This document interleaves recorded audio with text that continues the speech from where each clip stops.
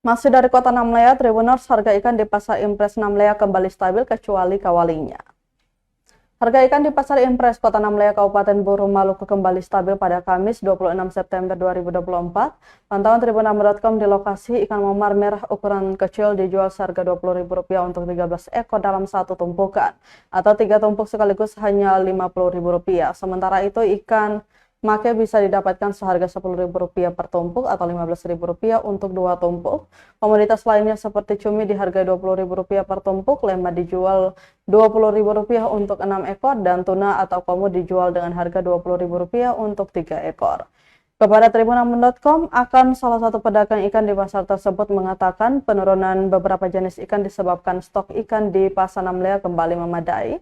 Meski sebagian besar ikan mengalami penurunan harga, ikan kawalinya tetap bertahan di harga standar. 5 ekor kawalinya dijual seharga Rp20.000 dan bisa didapatkan 3 tumpuk juga dengan harga Rp50.000.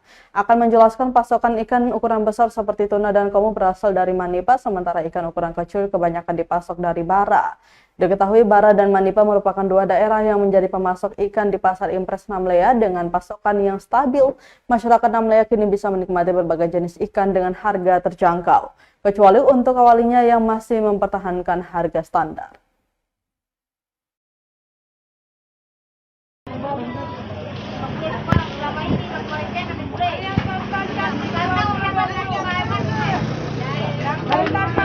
Mari yang komu.